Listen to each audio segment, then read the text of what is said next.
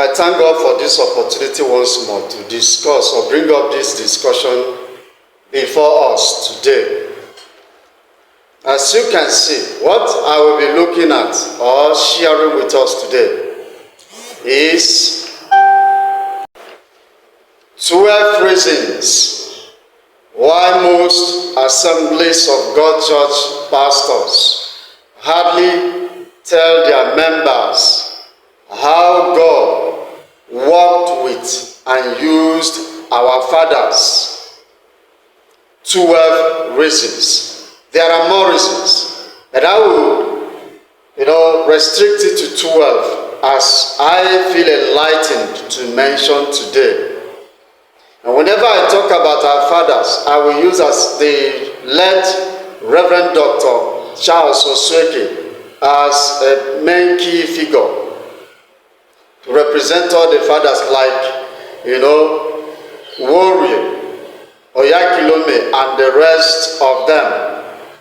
Because if you look at it critically in the history of Assemblies of God Church, it seems like the departure of Reverend Dr. Charles Osueke phased out an age that walked with God.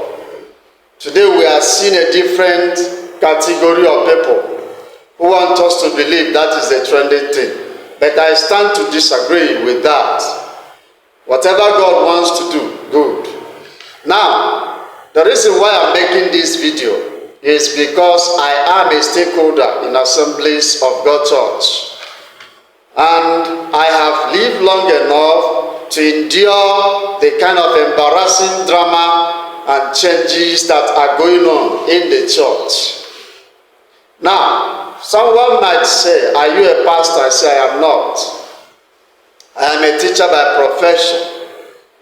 But being a teacher by profession is even a better one, that God will use a non-pastor to call back the attention of the actively called pastors to what God has requiring them to do and how He has worked with our fathers to get such results. Now, where do I get my authority to even start making videos like this? Am I not here to slander and spoil the name of Assemblies of God? By all standard, I am not. But if you think I am here to spoil it, good for you. You have said so.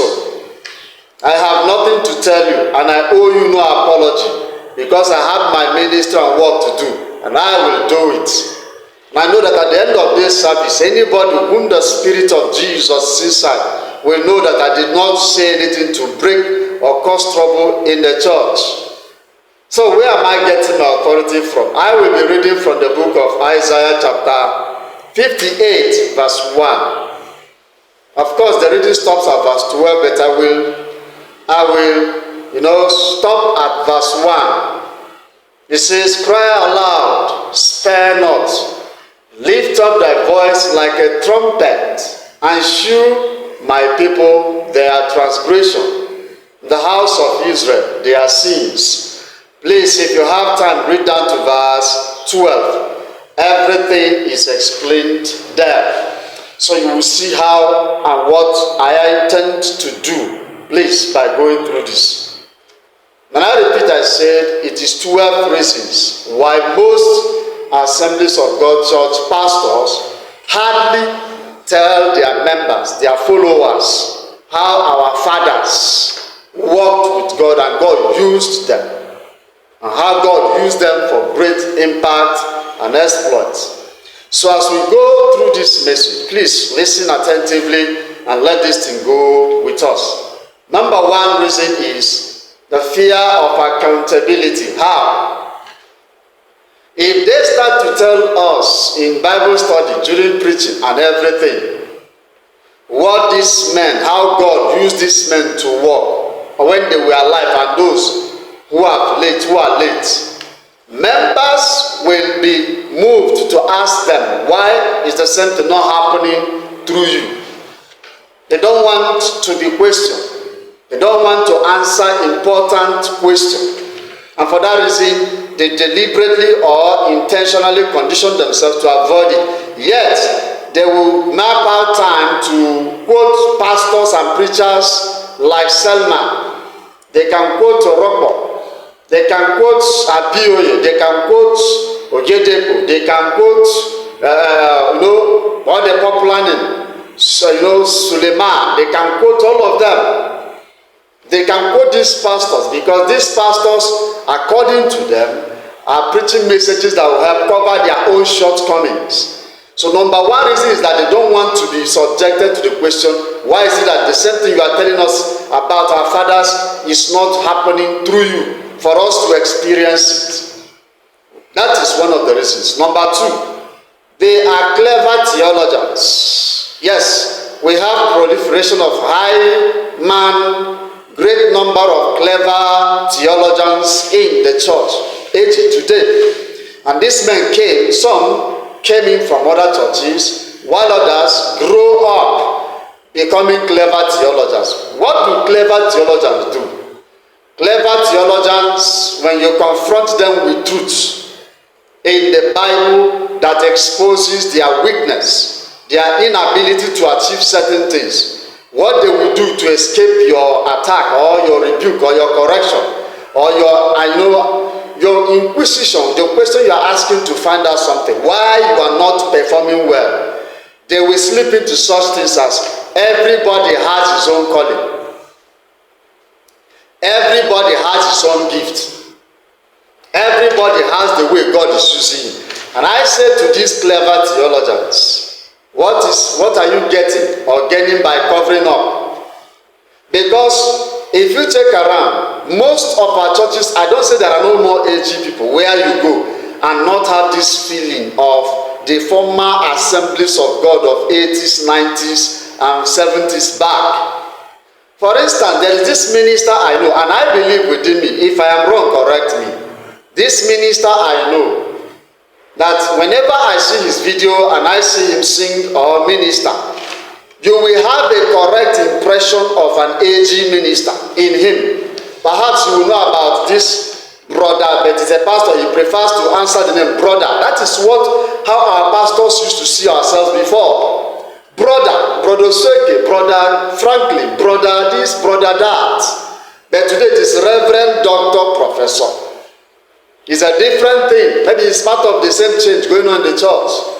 Now you will see this minister by name brother Nnamdi Akojo, who is currently, I think they say, is a pastor of one of Akoma's Christian, mission located in Owerri, Imo State.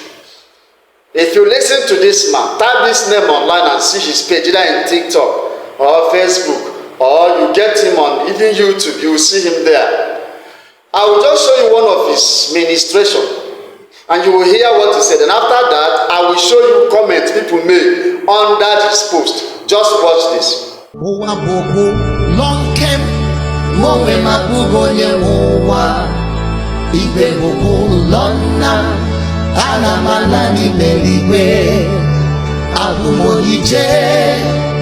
Enwere mebe m n'ala, aga m alaburu Chineke nna onye nwe igwe n'igwe.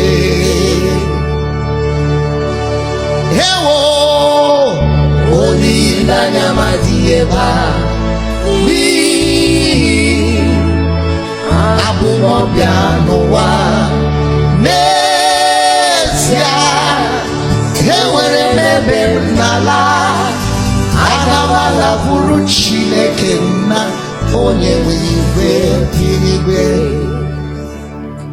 do you see that? And maybe these same clever theologians will tell us that it is because it is his own calling. He has a gift there.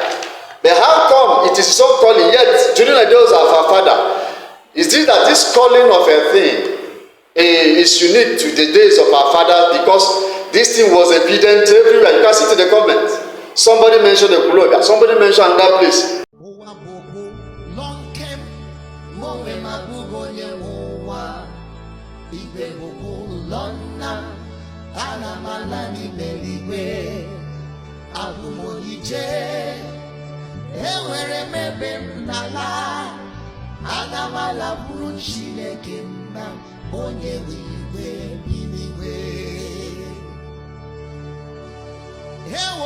Are you telling me now that the pastors who pastored all those times, God then gave them a unique kind of calling that was only similar one time, and it was producing the kind of effect that we are talking about? So you see, this is one of the things we need to look at. So the reason why they won't talk about this man is because they are trying to manifest clever theology. Number two, in their act of showing clever theological sense or being smart, they will say, my message is centered on Christ. Then if you check most of their message, it's not Christ-centered.